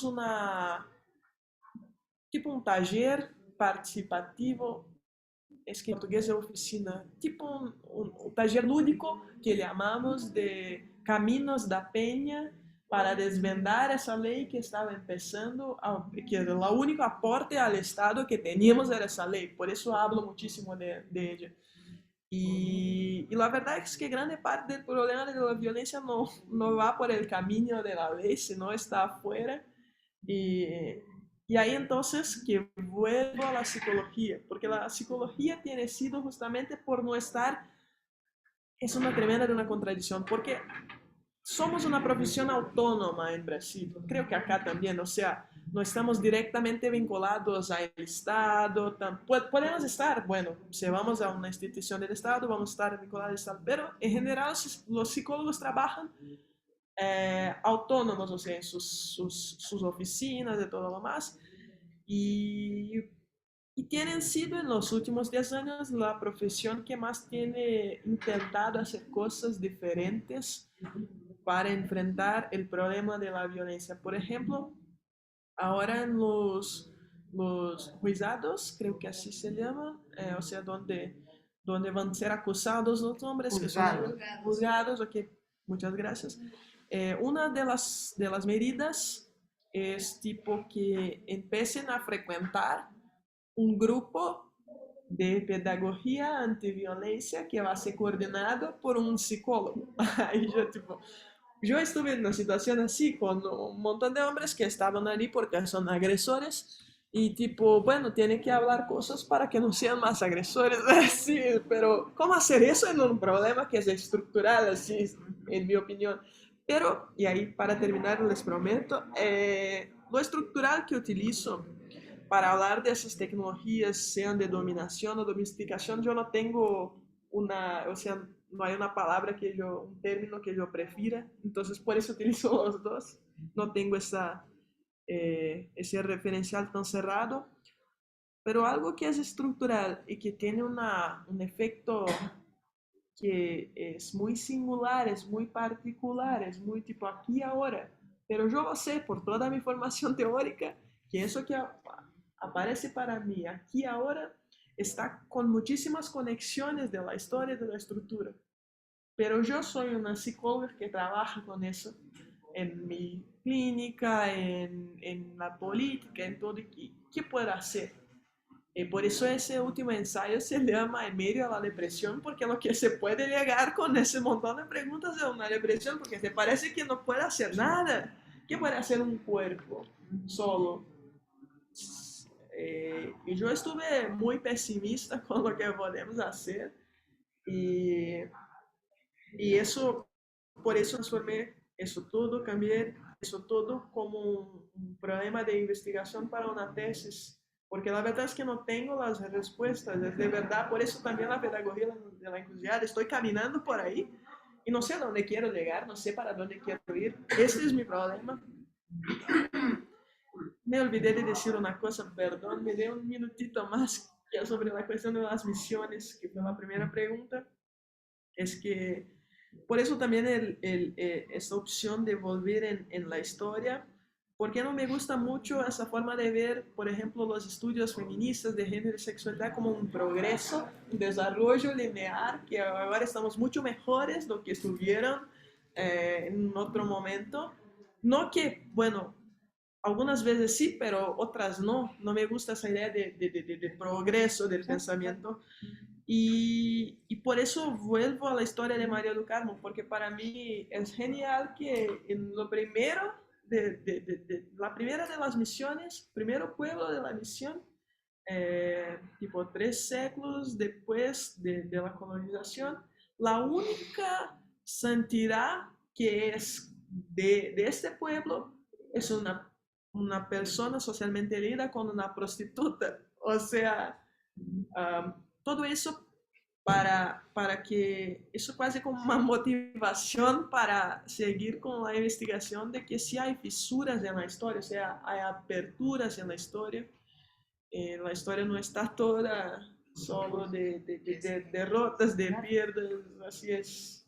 Es otro concepto importante, no solo historia, sino tiempo, temporalidad, que sería lindísimo que pudieras desarrollar, no en este texto, sino en general para tu investigación. Perfecto. O sea, estamos hablando de tiempos no cerrados, homogéneos, sino de tiempos que se entrecruzan, ¿no? Sí, perfecto. Y que inscriben comportamiento, cuerpos y subjetividades de maneras distintas en una misma experiencia concreta de investigación. De repente estas distintas temporalidades que se entrecruzan te van señalando otros caminos para ir investigando. Y que eso es lo interesante, porque cada temporalidad es también una fuerza. Perfecto, sí, ¿no? Sí, sin duda. O sea, cada tiempo toca, marca, modifica. Nosotros hemos trabajado la noción de temporalidad, bueno, entre muchos autores, lo trabajamos sobre todo con Walter Benjamin. No en su relación con la Escuela de Frankfurt nada más, pero sino en sus propios trabajos. Y nos ha dado buen resultado como una manera de nombrar conceptos, ¿no? Está la cuestión de la historia, está la cuestión de la violencia en la historia, pero también está esta idea de que hay tiempos diversos, que el tiempo no es una línea, empieza en el pasado y llega hasta nuestros días, y que lo más reciente implica lo mejor, y que hay progreso moral, un poco haciendo referencia a lo que tú decías. Eso no es así, y eso hay que cuestionarlo, eso hay que criticarlo. Y Benjamin nos ha servido, aparte de que hemos trabajado la cuestión del tiempo pues, hace años, ¿no? Claro. Pero va por ahí. Y el otro concepto que también te sirve y que me gusta que plantees, porque nosotros lo hemos trabajado mucho hace muchos años, es la noción de experiencia. Fíjate que te sirve para decir, bueno, hay que empezar en lo concreto. No voy a empezar con las grandes nociones generales como violencia, sino que me voy a un caso concreto, lo ubico, y al ubicar, nombrar, describir, empiezan a aparecer problemas. Y de ahí tú vas tirando, o sea, jalando hacia ti o abriendo, para seguir con tu metáfora de los caminos, nuevos caminos de investigación a partir de ese punto de entrecruzamiento, porque una experiencia implica un cruce también, o una serie de cruces temporales, espaciales, subjetivos, de normas, de leyes, de saberes, de prácticas de dominación o prácticas también, ¿por qué no?, de sujeción, de rompimiento. Entonces la palabra experiencia es muy buena. Cuando tú dices, empecé desde mi experiencia personal, como subraya eso. Experiencia es también uno de tus conceptos. No es que no se te ocurrió otra palabra, es que de verdad es un concepto clave para el pensamiento crítico y para el materialismo histórico. Totalmente. De verdad, eso fue una falla, o sea, porque está en mi tesis de una parte muy importante de mi método, porque es mi método, o sea, Pues sí. y en la psicología utilizamos una expresión que es análisis de implicación, o sea, ¿dónde viene eso que está diciendo? Esa es una pregunta. Ahí para contestar a esa análisis de implicación, yo parto de ahí, de una noción de experiencia. Después puedo compartir con ustedes algunos de los artículos que envasan. Yo intento fugir un poco de Foucault para hablar de experiencia, porque mi grupo es súper Foucaultiano y yo intento hablar a partir de cosas que, porque está bien la experiencia de Foucault y por dónde viene eso, pero creo que hay otras. La definición que da, y lo da en Historia de la Sexualidad. Exacto. Y en realidad habría que ver si en otros de sus textos y en sus mismas clases no desarrolla un poco más. Entonces, es esa correlación entre formas de subjetividad, formas o saberes o formas de conocimiento y normatividad o reglas. Entonces, en ese cruce, él define la experiencia, pero se queda un poco corto, ¿no es cierto? Pero hay una otra que yo utilicé en mi maestría que es sobre, ya paso a Liliana, que es una entrevista, está en una entrevista y donde como cuenta por qué, cómo nace un libro experiencia. Así es el nombre del artículo de Foucault y ahí nos cuenta un poco cómo primero escribió, o sea, cosas de la historia de la sexualidad, historia de la locura, y después empezó a construir el método. O sea, el método no como algo que antecede el problema, sino algo que va se desarrollando junto con el problema y que se tiene que volver después para escribirlo, porque, en fin. Pero sí podemos cambiar esos artículos y Liliana está escrita. Sí, es que, bueno, en realidad se conecta un poco con lo que están diciendo ahorita de la experiencia. A mí algo que me gustó que sí mencionas es lo de por qué nombrar, ¿no?, el nombre de las víctimas. Y a mí creo que me gustaría que lo enfatices aún más, porque justo el que hayas puesto casos muy particulares, creo que es lo que le da riqueza a tus textos, que no estamos hablando justo como tú lo dices, ¿no?, desde la abstracción, que le da un sentido al problema y que no únicamente es como esta idea de, pues si estamos hablando del concepto de violencia, sino que hay casos particulares. Y entonces yo creo que eso también lo podrías enfatizar mucho, porque es lo que le da potencia real a tu texto, el que estés hablando de casos concretos y que entonces los conceptos ya se vayan enlazando con estos casos que tú estás mencionando. Entonces, nada más como para que lo vuelvas como un poco más potente, que no lo difumines, porque realmente es muy fuerte lo que estás haciendo acá. Sí, perfecto. Pues sí, la verdad es que también por una cuestión de tiempo, tipo, ¿qué voy a presentar para ustedes? Y aunque yo todo el tiempo esté hablando de nombrar, cuando hago eso de nombrar, yo no desarrollo tanto y ya parto para otras cuestiones.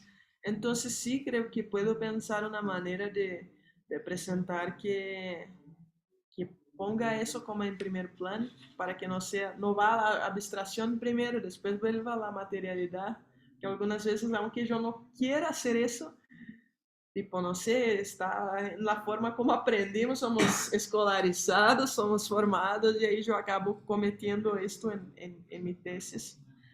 Eh, pero una cuestión realmente que me gustaría de decirles es que estoy pensando muchas cosas desde que llegué acá en la Ciudad de México.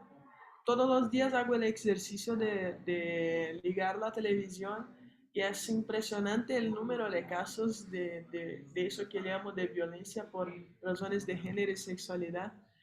Es impresionante y tipo, bueno, en la historia de nuestros movimientos feministas, de diversidad, los últimos años hemos planteado un montón de conceptos diferentes y todo lo más, pero yo estoy intentando cada vez más, tipo, como aproximar a partir justamente de estos casos, porque cuando, ok, los cuerpos pueden ser muy diferentes, las formas de ser muy diferentes, pero me impresiona cómo la forma de violencia es muy similar, o sea, que se atinge a esos cuerpos. Entonces, claro, poner en evidencia las diferencias, como tiene hecho la filosofía de la diferencia, es muy importante para se afirmar formas diferentes de ser, para se abrir caminos de todo lo más.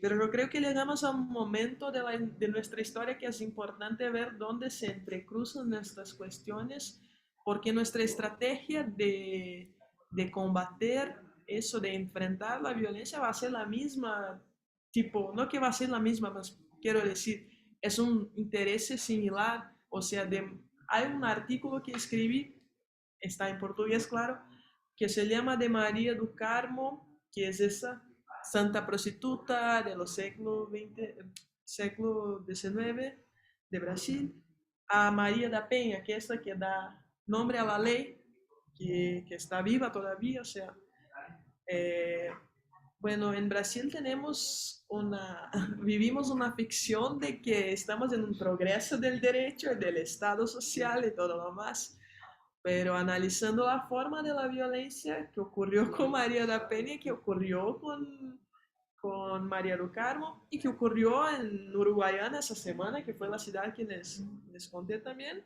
Bueno, la forma de la violencia, aunque tenemos diferentes nombres, aunque tenemos diferentes maneras, parece que hay ahí una cosa y ok, pensamos de forma diferente, queremos intervenir de manera diferente en la violencia, pero acredito que tenemos una ética común,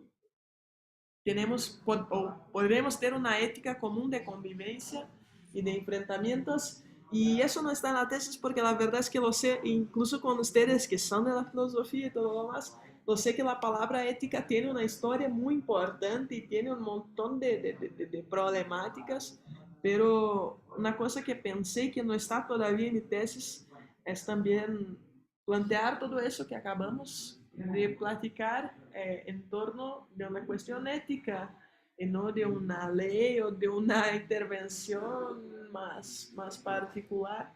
Pero ahí me faltaría un montón de lecturas para intentar desbravar este problema. Decimos en portugués esta palabra, como desbravar. ¿Las dos? ¿Tanto? Sí, bueno, que ahorita que decías de una ética feminista, pues pensé en lo que hemos estado trabajando de tecnologías del acompañamiento y de los cuidados, ¿no? O sea, fuera de la ley, aunque sustentado en la ley, estos acompañamientos, por ejemplo, los colectivos de acompañamiento al aborto seguro, pero también colectivas de acompañamiento a casos de violencia, sobre todo violencia sexual o víctimas de violencia feminicida. Y algo que te quería preguntar es, ¿le llamas violencia por razones de género y sexualidad por alguna cuestión? O sea, la sexualidad, ¿cómo la ves? Perfecto. Ajá. Bueno, eso también fue algo que pasó por mi defensa, o sea, que los profesores me contestaron en el momento de la defensa. Y la verdad es que primero, antes de utilizar por razones de género y sexualidad, yo incluso utilizaba por razones de género y o sexualidad. Pero lo que está por detrás de eso es que en los últimos estudios, las últimas, o sea, desde las políticas del Estado, políticas públicas, todo más que están ocurriendo en Brasil, hay cosas que se refieren, y la academia también, hay cosas que se refieren a género, relaciones de género, cosas que se refieren a la sexualidad como cosas distintas.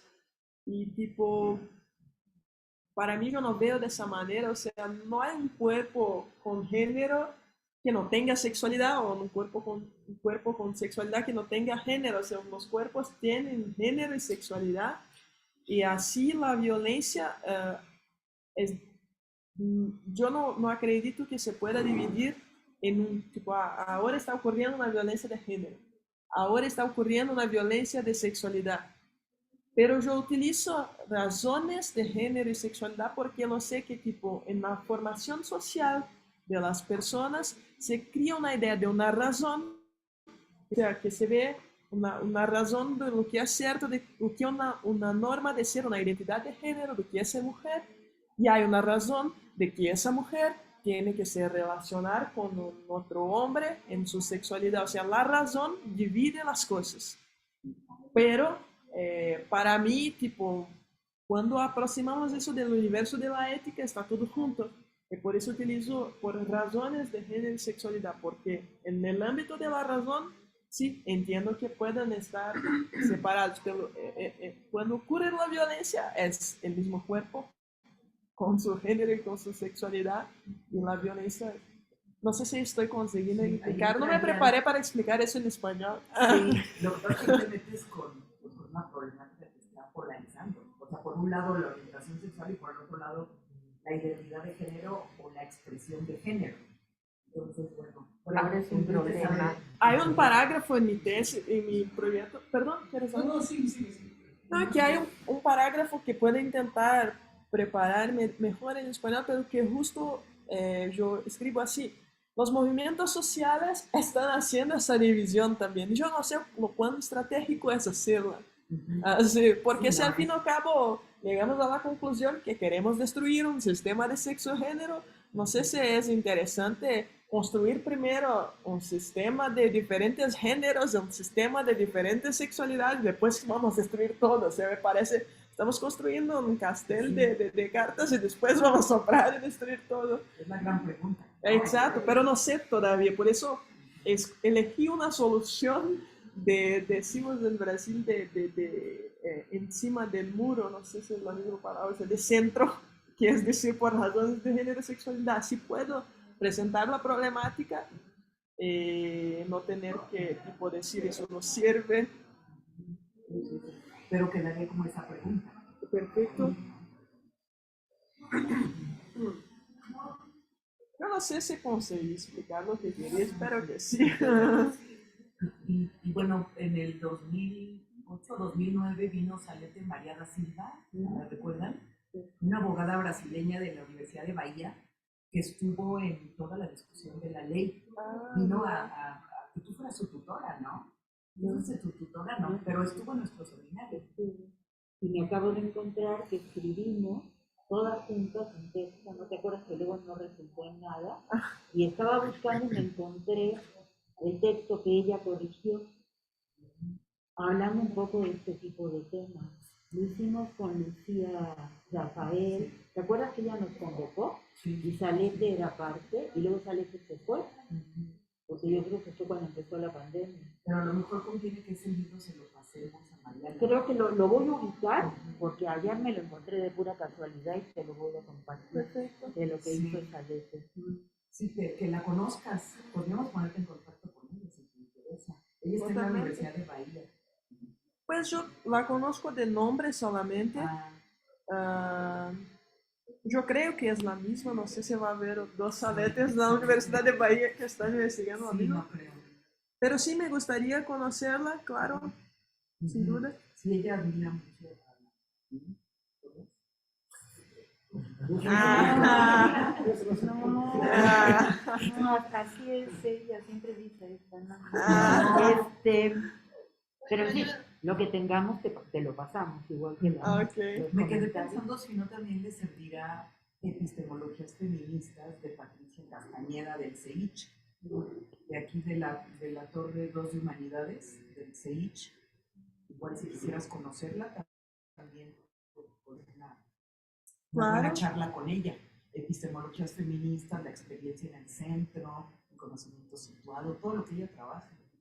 Ella es antropóloga. Sí, es antropóloga. Ah, qué Entonces, bien. tiene sus propias metodologías. Claro, Y como ya ves los que la antropólogos. antropología Ah. tiene, Sí. ¿no? Sí, perfecto. Una cosita, a propósito del tema de dominación, no sé si has abordado ecofeminismos, pienso en Ivone Guevara, que trabaja en Brasil el tema de la relación cuerpo-territorio desde Brasil, ¿no? No sé si la conoces.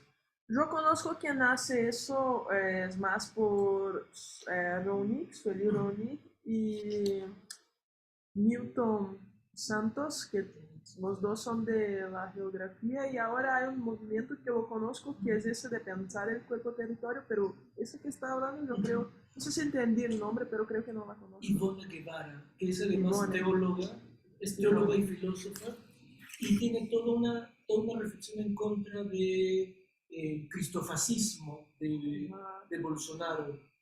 Entonces tiene cosas bien interesantes. Cristofascismo, mira. Cristofascismo. Sí. Me gustó muchísimo. Entonces creo que quizás también puede aportar en el tema de la relación tierra-cuerpo y lo religioso, ¿no? Que también tiene un rol importante en lo que todo lo que hemos planteado. Sí, yo tengo poco cosas planteadas de esa parte más de la religiosidad, tipo, yo escribo más como un marco coyuntural de lo que está ocurriendo en Brasil. Eso me proponieron también en mi defensa, tipo, para desarrollar un poco esta parte de la investigación más con, algunos llaman pensamiento conservador, bueno, otros están diciendo cristofascismo, o sea, un montón de nombres por ahí. Bueno, en Brasil nos llaman feminazis, ahí vamos a llamarlos de cristofascistas, y va a empezar una tremenda discusión. Aquí también sí.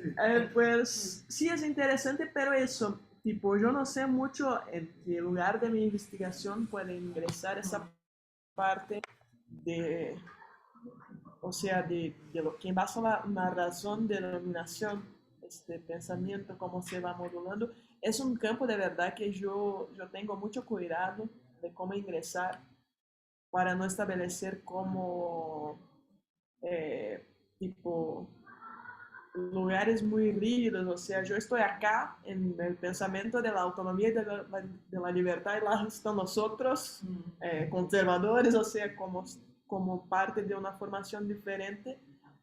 Por eso voy por la parte de la historiografía más, y lo que tengo acompañado es que esta parte de los estudios más sobre el pensamiento conservador están ocurriendo mucho en el campo de la filosofía, de la ciencia política, incluso de parte, ahora están diciendo, no sé si de la geografía también, pero pienso, por ejemplo, que en cómo por ejemplo, México, Perú, Brasil, Chile, todos nuestros países son justamente los sectores conservadores los que se han opuesto a leyes en contra de la violencia. Es un factor, y muchos de estos grupos conservadores relacionados a Opus Dei, a Legionarios de Cristo, relacionados a grupos religiosos. O sea, creo que también es un factor importante en el análisis de Latinoamérica, ¿no? Cómo los los movimientos como Mis hijos no te metas, el Frente por la Familia, que se presentan como grupos políticos, son principalmente grupos religiosos. Entonces, ahí hay una narrativa con la cual también están defendiendo políticas en contra de las diversidades, los feminismos, Totalmente. por su componente religioso. Entonces, hablar de violencia para mí inmediatamente me suena la gran historia de colonización que significa hombres, cruz, Biblia, espada, ¿no? Sí, y bueno, por eso acá yo utilizo el concepto de una cientista política que se llama Flavia Biroli, que es Coalición Neoconservadora. Para mí, Flavia fue la investigadora de Brasil que más tuve suceso en sus investigaciones en sistematizar todo eso que fue, por ejemplo, el gobierno del Bolsonaro. O sea, hizo un trabajo tremendo de justamente dividir, bueno, hay un brazo del gobierno que es ese brazo de la Biblia y ahí están cuáles grupos, bueno, y nomina, da nombre a los grupos y a las personas que hacen parte. Es un tremendo ahí y hace lo mismo, bueno, acá está el brazo económico. Bueno, cuáles son las empresas, cuáles son los empresarios. Hace ese trabajo, está tremendo, está buenísimo. Y yo, bueno, pego de asalto su concepto y traigo para mi tesis. Y bueno, el trabajo, para mí ya hice ese trabajo y yo utilizo en ese sentido. Pero una cosa que puedo hacer de verdad es como, tipo, ¿por qué es interesante traer ese concepto y toda esa investigación para lo que estoy proponiendo en la investigación? Creo que esa pregunta yo no he contestado todavía. ¿Por qué estoy trayendo eso? Y la verdad es que volviendo a la experiencia, bueno, estoy trayendo porque al final, al cabo, vamos a estar yo, una psicóloga feminista, en un grupo de hombres que agredieron sus mujeres y que probablemente tiene una formación toda con esas instituciones de qué adelanta, de qué sentido hace yo toda una formación feminista y de diversidad, ellos toda una formación diferente de la mía y qué momento mi intervención va a hacer sentido, sino saber dónde viene ese pensamiento, cómo... Y un poco del intento de la doma de caballo que no contesté a nadie, ahora me acuerdo que dejé esa cuestión en abierto, es justamente eso, porque fue una herramienta que yo utilicé en este grupo que yo estuve una vez que me invitaron a estar. Yo pegué una cosa, pegué esa otra cosa para ustedes. Yo agarré una cosa que hacía sentido para ellos, que es el caballo, que es muy especial, que tiene una relación, o sea, que no está afectada por eso de la ideología de género, porque hoy hay un odio a las mujeres y la diversidad y todo lo más. Y a la ley María da Peña, o sea, tipo, los comentarios de los artículos de los periódicos son tipo, sí, pero también esa ley María da Peña, cosas así, tipo, o sea, como si la ley fuera una culpada por las cosas que ocurren ahora. Yo salí de ese universo que está contaminado por toda esa tecnología de dominación y fui para un universo que me parece un poco más libre o sea, no está todavía contaminado, pero tengo miedo de contaminar en verdad llegando yo, que es tipo, bueno, vamos a hablar sobre los caballos y sobre cómo cuidan los caballos y cómo fue por qué cambiaron de técnica de doma, por qué cambiaron de forma de relacionar, por qué no doman los caballos como antes y sí como ahora, por qué tienen alteridad con los caballos y no con las mujeres. Y aunque yo sepa que la alteridad que tienen con los caballos es súper limitada, o sea, porque continúa siendo su instrumento y todo lo demás. Pero no sé, es una parte de una locurita de mi tesis, así que estoy intentando Es que está desarrollar. bien, a veces uno tiene que plantear un caso Ajá. que para lo que estás trabajando está menos contaminado. Exacto. Eso no quiere decir que no esté atravesado por una serie de problemas, ¿eh?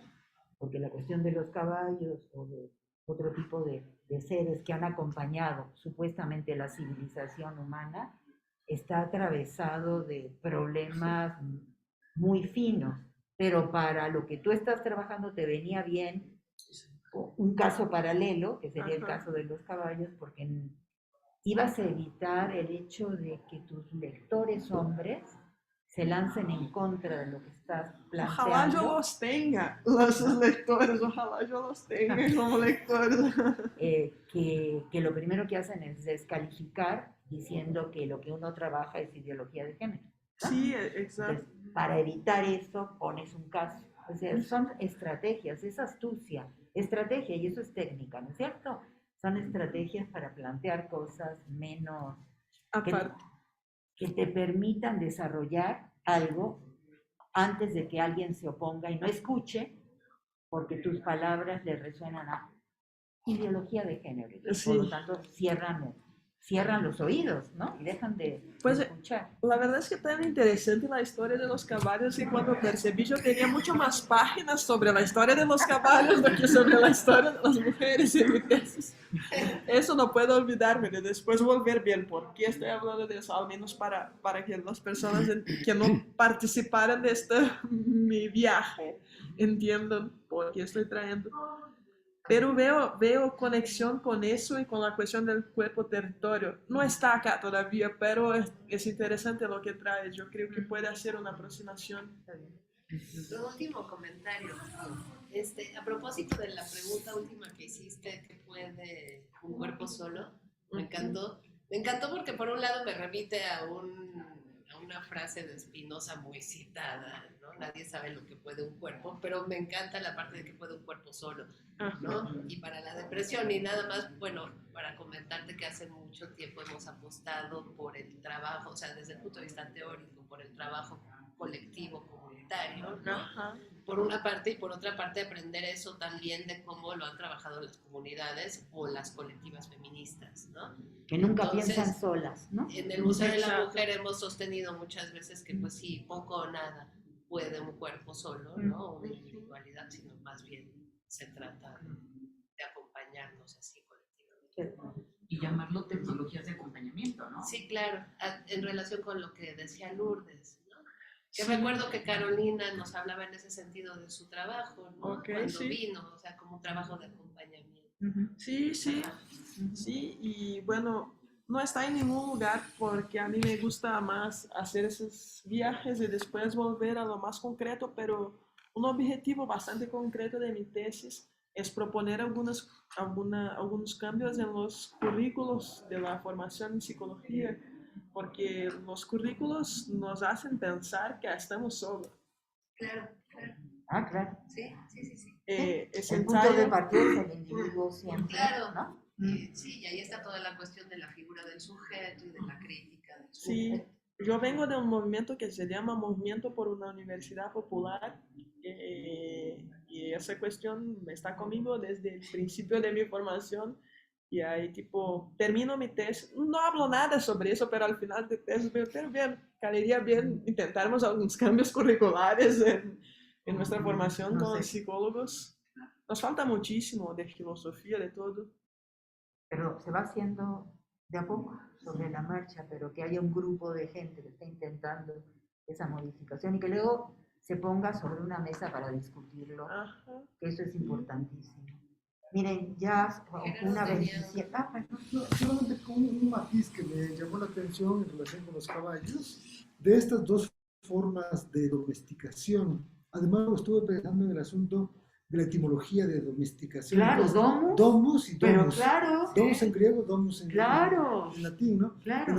Bueno, estas dos formas de domesticación, de meter al redil, de llevar a la casa, no al hogar, sin embargo, ¿no? Porque es una construcción, es el domus.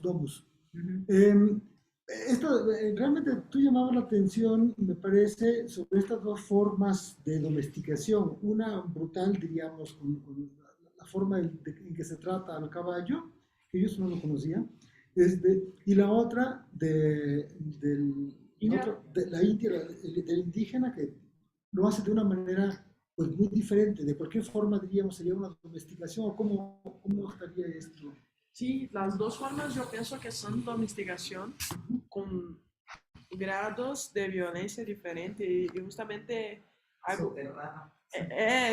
justamente cuando empecé a construir ese ensayo yo estaba como más, ay, hay una forma que es violenta y otra que no, y después terminando, no, las dos son violentas, pero hay grados diferentes de la violencia.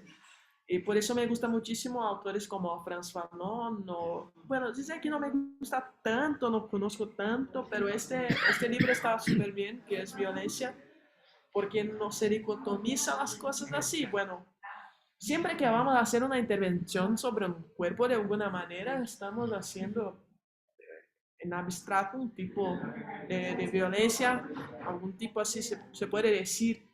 Pero claro, hay violencias que nos interesa clasificar, que nos interesa categorizar y que nos interesa combatir, enfrentar.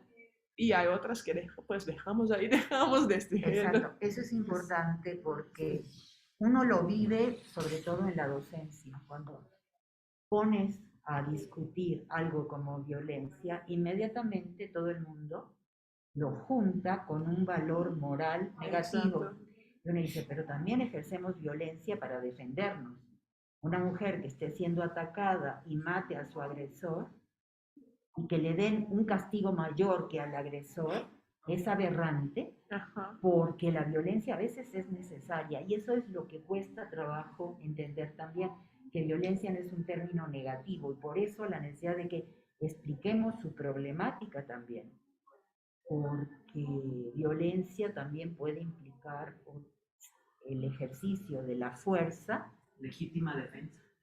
Para legítima defensa, por ejemplo, ¿no? Que además no sería contra la naturaleza, como decía Aristóteles. Para Aristóteles hay violencia si es contra, digamos, un orden natural, ¿no? Y uno diría, pues es que hay violencia que no es contra un orden, es decir, la relación entre orden natural y violencia deberíamos intentar separarla un poco. Es, Orden natural, no sé, si pienso en Darwin, perdón. Si pienso en Darwin, perdón, yo diría ahí es la ley del más fuerte o del más apto. ¿No? Claro, Entonces, pero esto es violencia. Claro, O del más eso violento sí. También, pero Claro, lo que usa él es pero esta- estás modernizando de manera muy interesante la forma que Aristóteles quería Porque dar sí, una sí. definición. Entonces violencia es contra natura, punto, Desviación ¿no? del lugar natural. Sí. Entonces no es la naturaleza entendida como tiempo después y no únicamente hasta el 19, sino mucho antes se trabajó violencia de muchas otras maneras. Pero como algo bueno, natural, la violencia como algo natural. No realmente Darwin, vamos, ¿no? Pero la interpretación de Darwin, por lo menos, en un sentido. cierta Problemática interpretación. también ¿no? está en Freud y también está en Nietzsche de distintas Pero en fin, maneras, ¿no? esto se abre a muchas cosas. Les digo algo que los demás no saben. Mariana se va a presentar mañana en el Museo de la Mujer, pero tiene otra sesión en el Museo de la Mujer al siguiente mes. tengo otra chance. Quiere decir que esto que aquí Tú vas a estar acá, discutimos, yo tengo muchas cosas. Va a estar acá, va a estar sí mañana. va a estar con nosotros un año casi. Hasta noviembre, perfecto. Sí. Y vamos a invitarla a que nos dé otras charlas para discutir otros temas. Invitaríamos también a otras personas para que discutir con ella. Acabamos de conseguir que la nueva directora aquí del apoyo a la investigación, que tiene su propio seminario de investigación, quiere también invitarla a dar una conferencia. Sí, es verdad. Entonces, va a estar aquí. Y bueno, Muy bien. y está para eso, para charlar y para que podamos conversar y seguir desarrollando. Ahora tenemos el tiempo corto porque estamos acá, pero podemos hacer que las siguientes reuniones, si lo hacemos en línea, no tengamos el problema del tiempo, como acá, que como me lo dijeron 3 o 4 veces, cortar, ¿no?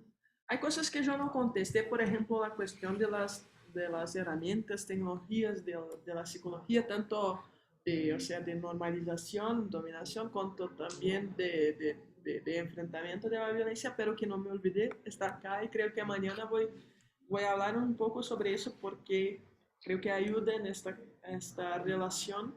Te van a preguntar. Ok. No, es que el público es el que hace estas preguntas a veces muy muy al centro de la preocupación y vas a tener posibilidades de desarrollar, ¿eh? Ok, y tengo algunas cosas que creo que pueden ser muy interesantes y que estoy buscando acá también. Después estuve investigando el Consejo, ¿cómo llaman? Consejo de Psicología de México, Consejo Mexicano de Psicología. Y también es interesante y tiene una historia similar, entonces creo que va a tener aproximaciones que no van a ser solamente cosas de Brasil, que van a ver acá También. en su país también. Ah, muy bien, ¿no? Sí, muy bien, excelente. Nos vemos el próximo viernes con los retóricos, es decir, los otros y otras y los retóricos y retóricas en línea el próximo viernes. ¿Sí? Nos vemos, gracias. Gracias. Gracias, Mariana. Pues muchas gracias a ustedes, de verdad. Muchas gracias, muy bien. Gracias, Mariana. Muchas gracias. Y tipo, por favor, lo que quieran, no necesitamos de los encuentros formales, podemos platicar afuera, Claro, por correo, lo que sea. claro. Si quieren conocer un poco más sobre